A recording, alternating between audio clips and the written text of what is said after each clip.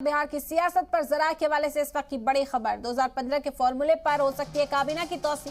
बता दें कि काबीना में 35 वजीर हो सकते हैं, 16 आरजेडी के, 13 जेडीयू के वजीर इसमें शामिल किए जा सकते हैं, एक आम और 2 कांग्रेस के वजीर बनाए जा सकते हैं। असेंबली स्पीकर भी आरजेडी का बनाया जा सकता है। इस फॉर्मूले को 2015 में लागू किया गया था। 2015 में इसी पर एग्जीक्यूशन करते हुए काबीना की तौसी की गई थी और इम्कान यही जाहिर किए जा रहे हैं कि इसी फॉर्मूले को इस बार भी नाफिज किया जाएगा। 35 वजीर होंगे इस कैबिनेट में, जिसमें से 16 वजीर आरजेडी के होंगे, 13 जेडीयू के वजीर हो सकते हैं, एक हम के और 2 कांग्रेस के वजीर बनाए जा सकते हैं। इसके अलावा असेंबली स्पीकर पर भी चर्चा तेज है।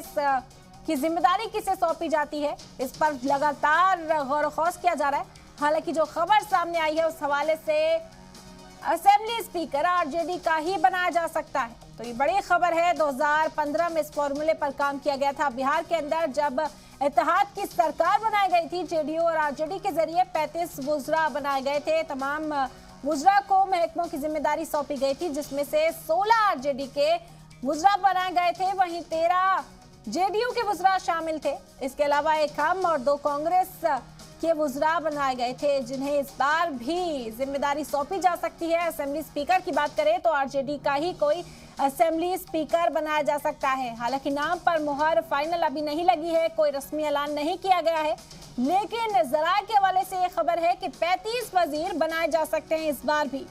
2015 के फॉर्मूले पर काबीना की तौसी की जा सकती है। काबीना में 35 वजीर हो सकते हैं, 16 आरजेडी और 13 जेडीयू के वजीर हो सकते हैं। इसमें एक हम और 2 कांग्रेस के वजीर भी बनाए जा सकते हैं।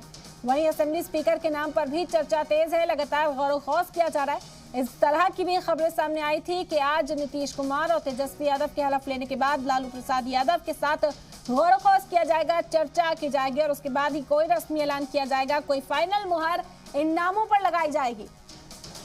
लिस्ट लंबी है, 35 वजीर हो सकते हैं काबीना में।